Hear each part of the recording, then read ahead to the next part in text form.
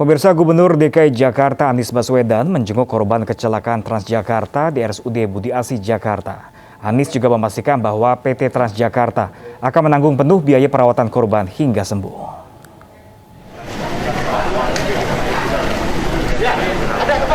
Pasca kecelakaan Transjakarta di halte Cawang Ciliwung, Jakarta Timur pada Senin siang, Gubernur DKI Jakarta Anies Baswedan menjenguk para korban di RSUD Budi Asih Jakarta Timur. Kedatangan Anies untuk melihat langsung kondisi para korban dan memastikan seluruh biaya perawatan korban hingga sembuh ditanggung PT Transjakarta. Tak hanya itu saja, Transjakarta juga akan menanggung jika ada korban yang pendapatan hariannya terganggu akibat peristiwa ini. Jumlah pasien kecelakaan yang dirawat di RSUD Budi Asih sebelumnya berjumlah 15 orang. Namun Senin malam, jumlah pasien yang tersisa hanya 9 orang. 6 pasien yang lain sudah diperbolehkan pulang. Dan saya ingin memastikan pada semua bahwa mereka supaya tenang, seluruh biaya untuk perawatan sampai pulih nanti akan diselesaikan oleh Transjakarta. Jadi jangan pernah ada kekhawatiran soal itu. Kemudian kecelakaan maut 2 bus Transjakarta di Jalan MT Haryono Cawang, Jakarta Timur pada Senin pagi menjadi pukulan telak bagi Pemprov DKI. Bagaimana tidak, kecelakaan yang melibatkan 2 armada bus Transjakarta ini mengakibatkan 3 orang tewas dan 37 penumpang lainnya terluka. Berkaca dari kejadian ini, Pemprov DKI akan mengevaluasi kinerja PT Transjakarta agar kejadian serupa tidak kembali terulang. Dari Jakarta, Tim Liputan iNews melaporkan. Sementara itu, pemirsa, kedua badan LRT yang bertabrakan Senin siang saat ini masih berada di ruas Jalan Layang Tol Jagorawi, kilometer 12.600. Diduga ada indikasi human error dalam insiden ini. Hingga kini, kedua badan LRT yang sedang beroperasi masih berada di atas jalan layang dan masih menunggu evakuasi tim Komite Nasional Keselamatan Transportasi atau KNKT. Kereta yang masih dalam uji coba ini terlihat sudah ditutup oleh kain terpal oranye. Dari kejauhan tidak terlihat ada petugas yang berjaga di sekitar kereta dan pihak KNKT pun belum memulai investigasi. Menurut keterangan PT Inka, kecelakaan ini diduga karena salah satu LRT melaju dengan kecepatan di atas standar saat diarahkan untuk berpindah jalur. Karena itu terdapat indikasi human error masinis dalam insiden ini. Meski begitu, info terakhir menyebut masinis dilarikan ke rumah sakit dalam keadaan sadar.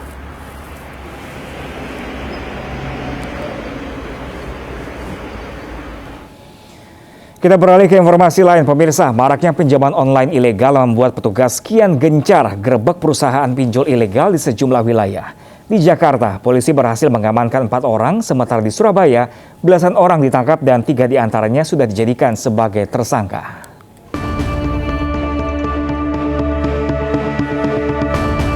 Di Treskrimsus Polda Metro Jaya menggerebek aktivitas pinjaman online ilegal di Indekos kawasan Cengkareng, Jakarta Barat. Saat penggerebekan, polisi mengamankan 4 orang yang sedang menagih para debitur. Mereka merupakan penagih dari 4 aplikasi pinjaman online yang berbeda. Namun saat ditelusuri, keempatnya merupakan dari satu perusahaan yang sama. Pengungkapan berawal dari laporan korban yang mengaku diteror oleh pinjol ilegal dengan ancaman berupa santet dan penyebaran materi pornografi. Sejauh ini, korban telah membayar 20 juta rupiah dari total pinjaman 1 juta rupiah. Sama seperti biasa. Jadi setelah hari ke-7 belum membayar si nasabah ini, dia melakukan pengancaman tadi mungkin sama-sama sudah kita lihat. Dia melakukan, kalau kamu tidak bayar, kamu akan saya santet. Ataupun apabila kamu tidak bayar, saya akan kirimkan foto-foto senonoh kamu ke setiap kontak yang ada di telepon Anda.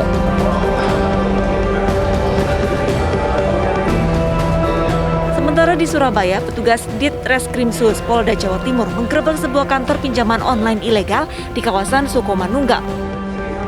Sejumlah dokumen, komputer, dan laptop diperiksa polisi. Belasan orang ditangkap polisi, 3 diantaranya menjadi tersangka. Para tersangka adalah penagih utang yang disertai dengan ancaman. Sementara polisi masih mengejar pimpinan perusahaan yang kabur. Setelah menerima data dari perusahaan-perusahaan ini terkait nasabah yang tidak membayar, maka PT Bimsakti menunjuk beberapa karyawannya untuk melakukan penagihan.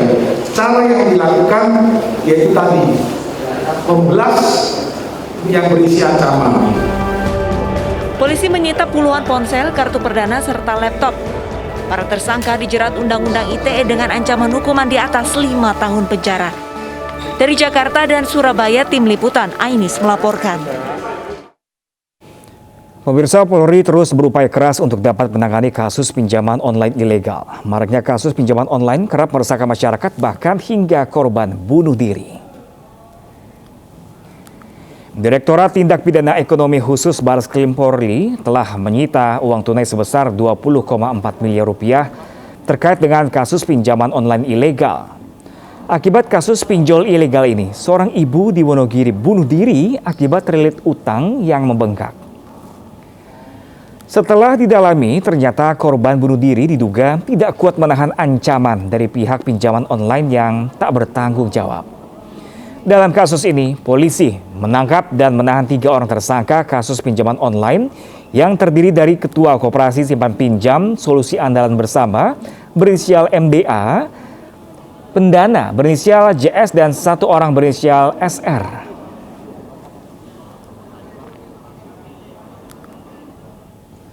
Di mana para pelaku yang sudah ditangkap terdahulu ini perannya adalah sebagai operator, baik yang bertugas untuk melakukan penagihan maupun yang melakukan SMS blasting. Ini sudah kita lakukan penahanan.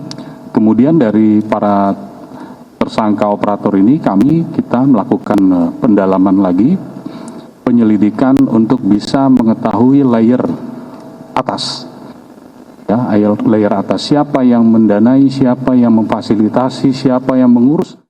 Ya, pemirsa, selebgram Rachel V-nya hari ini dijadwalkan menjalani pemeriksaan di Subdit Gakum Ditlantas Polda Metro Jaya. Pemeriksaan ini terkait ketidakcocokan plat RFS dengan jenis kendaraan milik Rachel V-nya yang tertera pada STNK. Usai menjalani pemeriksaan dalam kasus pelanggaran karantina kesehatan, selebgram Rachel V-nya kembali jadi sorotan. Kali ini terkait dengan plat RFS pada mobilnya. Meski telah dikonfirmasi bahwa plat yang dimiliki Rachel bukan plat istimewa dan dapat dimiliki masyarakat umum, namun polisi menemukan adanya pelanggaran lain. Dari surat tanda nomor kendaraan atau STNK diketahui bahwa terdapat ketidakcocokan antara plat nomor RFS dengan kendaraan yang saat itu dikendarai oleh Rachel V-nya. Saat ini kendaraan roda 4 dengan nomor polisi B139 RFS milik Rachel V-nya telah dibawa ke Subdit Gakum Ditlantas Polda Metro Jaya untuk dicek fisik oleh petugas. Sementara Rachel juga akan dimintai keterangan oleh penyidik.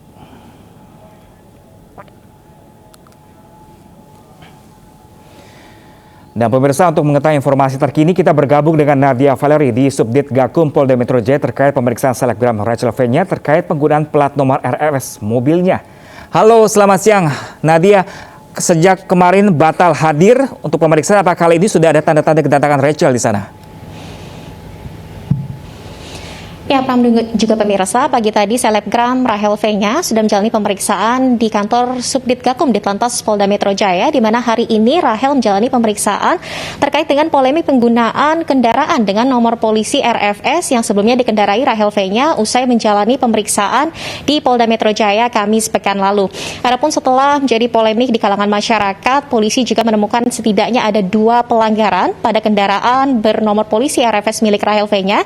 Yang pertama yakni ada ketidaksesuaian antara kendaraan asli yang dikendarai Rachel V-nya yang berwarna hitam, sementara di STNK tertera bahwa untuk nomor polisi B139 RFS ini untuk kendaraan dengan warna putih. Sementara itu juga polisi menemukan dari data Dispenda DKI Jakarta bahwa untuk kendaraan Rachel V-nya ini dengan plat nomor B139 RFS setidaknya sudah menunggak pajak 2 bulan, yakni terakhir sejak Agustus 2021. Dan untuk mengetahui Pram dan juga pemirsa terkait bagaimana regulasi penggunaan plat RFS RFS, dan apakah untuk kendaraan Rahel V-nya ini dengan nomor polisi B139 RFS memang dapat digunakan oleh masyarakat umum? Sudah bergabung bersama kami Kasubdit Gakum Ditlantas Polda Metro Jaya, AKBP Argo Wiono. Selamat siang, Pak Argo. Iya, selamat siang, Mbak. Ya, Pak Argo, kan kita tahu untuk plat nomor milik Rahel V-nya ini menjadi polemik ya Pak, membuat heboh karena yang publik tahu bahwa untuk nomor polisi RFS ini hanya dapat digunakan oleh pejabat publik atas izin kepolisian. Sebetulnya regulasinya seperti apa Pak Argo, dan apakah memang untuk kendaraan Rahel V-nya ini boleh digunakan oleh masyarakat umum? Iya, jadi perlu saya sampaikan bahwa penggunaan nomor kepolisian itu sudah diatur dalam Perpol nomor 7 tahun 2021, yaitu tentang registrasi dan identifikasi. Dan untuk penggunaan kendaraan dengan kategori nomor rahasia atau bantuan itu juga sudah diatur tersendiri melalui Perkap nomor 3 tahun 2012. Artinya memang ada kode-kode tertentu ataupun nomor yang memang dikategorikan sebagai nomor rahasia. Nah, sementara yang digunakan oleh saudara RV kemarin yang sempat viral itu memang bukan nomor rahasia ya. Artinya itu adalah nomor pilihan 3 angka yang memang bebas bisa dikonsumsi masyarakat secara umum. Namun karena akhirannya ini seolah-olah mirip, itulah akhirnya menjadi polemik seperti ini menggunakan nomor yang hanya boleh digunakan oleh pejabat. Jadi untuk plat 1 angka, 2 angka, dan 3 angka itu tentunya emang sudah ada regulasi yang mengatur, yaitu di PP nomor 60 tahun 2016 tentang PNBP, di mana setiap masyarakat ingin menggunakan nomor pilihan 1, 2, atau 3 angka itu ada biaya yang dikeluarkan untuk kas negara. Nah, itulah akhirannya bebas. Jadi mau RFS atau ABC ataupun yang lainnya itu tidak ada hubungan dan kaitan dengan nomor rahasia tadi, yang memang nomor tersebut memang harus diajukan secara resmi oleh instansi departemen, dan memang di situ tidak untuk umum. Jadi memang ada mekanisme tertentu sehingga dapat dikeluarkanlah nomor itu. Jadi tidak sembarangan orang bisa membuatnya. Demikian. Oke Pak Argo, berarti ini bisa dikonfirmasi untuk B139 RFS milik Rahel V-nya ini memang bisa dimiliki oleh masyarakat umum. Nah, seperti apa ketentuannya kalau masyarakat ingin memiliki kendaraan dengan nomor polisi pilihan tadi, Pak Argo? Ya, tentunya masyarakat bisa mengurus proses penggantian nomor atau pada membeli kendaraan baru untuk merequest nomor tersebut, tentunya di Samsat ya. Jadi di Samsat itu memang sudah ada regulasi yang mengatur bisa mengajukan nomor pilihan. Tentunya dengan pertimbangan apa yang mau dipilih, misalnya 1 angka, 2 angka, atau 3 angka. Sepanjang nomor itu memang ada dan belum digunakan itu pastinya bisa gitu. Oke, siap. Dan untuk pengurusan ini yang tadi pendapatan negara bukan pajak ini dikenakan biaya juga ya Pak Argo? Iya betul. Jadi misalnya 1 angka itu kalau nggak salah 15 juta. 1 angka yang blank atau tidak ada akhiran huruf itu sekitar 20, dan seterusnya 2 angka itu kurang lebih sekitar 10, 3 angka 7,5, dan 4 angka yang kodenya sama semua itu kurang lebih sekitar 5 juta. Jadi memang sudah ditetapkan di PP nomor 60 tersebut. Jadi bukan biaya yang diminta oleh kepolisian, tapi memang PNBP yang akan dimasukkan ke kas negara. Demikian. Oke, baik. Nah, Pak Argo, selain polemik plat RFS, tapi kan kita juga tahu kendaraan yang digunakan Rahel ke Polda itu berwarna hitam. Tapi berdasarkan database kepolisian, untuk kendaraan tersebut harusnya berwarna putih ya Pak Argo. Nah, ini ada sanksi kah Pak Argo terkait perbedaan antara kendaraan asli dan yang terdaftar di STNK? Ya, jadi memang kalau menggunakan TNKB itu kan harus sesuai ya, harus sesuai dengan warnanya, tidak boleh dirubah, apalagi platnya misalnya dipindah-pindahkan. Jadi itu memang ada pelanggaran. Kalau misalnya ada masyarakat yang seperti itu dapat dikenakan pelanggaran pasal 288 ayat 1, yaitu menggunakan TNKB yang tidak sesuai dengan STNK-nya ya, di 280 ataupun di 288 ayat 1. Jadi artinya yang sudah tertera di dalam STNK misalnya warnanya hitam, platnya sekian-sekian sih harus ada di situ walaupun mobilnya sama mungkin. Nah, jadi memang tidak perlu dipindah, apalagi merubah warna yang lain, itu tentunya akan dikenakan sanksi ya, tidak sesuai dengan STNK yang sudah ditetapkan, itu mendapatkan denda maksimal 500.000 dan kurungan 2 bulan penjara. Gitu. Berarti untuk kasusnya Rahel V-nya ini berpotensi juga untuk dikenakan kurungan ataupun denda ya Pak Argo ya. Untuk saat ini mekanismenya seperti apa? Tadi kan juga kita lihat untuk mobilnya sudah terparkir di halaman, itu memang untuk keperluan penyidik atau seperti apa Pak Argo? Iya, jadi keperluan penyidik dan pertimbangan petugas. Artinya kalau memang di situ tidak dapat menunjukkan dokumen, artinya memang kendaraan inilah yang menjadi bukti utama pada saat terjadinya pelanggaran itu juga ada penyitaan berupa kendaraannya ranmor. Jadi bisa ditilang SIM, STNK atau ranmornya. Nah, kebetulan untuk yang kasusnya saudara RV ini yang dilakukan penahanan oleh penyidik yang memeriksa adalah kendaraannya. Demikian. Oke, terima kasih banyak Kasubdit Gakum Ditlantas Polda Metro Jaya, Pak Argo. Selamat beraktivitas kembali, Bapak. Ya, Pram dan juga pemirsa, saat ini untuk kasus Rahel V-nya memang terkait dengan penggunaan kendaraan yang tidak sesuai dengan STNK. Ini berpotensi untuk dikenakan pasal sesuai dengan undang-undang yang berlaku, di mana saat ini untuk kendaraan milik Rahel V-nya dengan nomor polisi B139 RFS juga sudah terparkir di halaman Subdit Gakum Ditlantas Polda Metro Jaya, di mana nantinya penyidik juga akan menjadikan kendaraan Rahel ini sebagai barang bukti, dan Rahel juga dapat dikenakan sanksi dikarenakan kendaraannya tidak sesuai dengan database milik Ditlantas Polda Metro Jaya. Untuk sanksinya nanti Rahel dapat dikenakan pidana berupa kurungan ataupun denda sebesar Rp500.000. Kembali ke studio, Pram.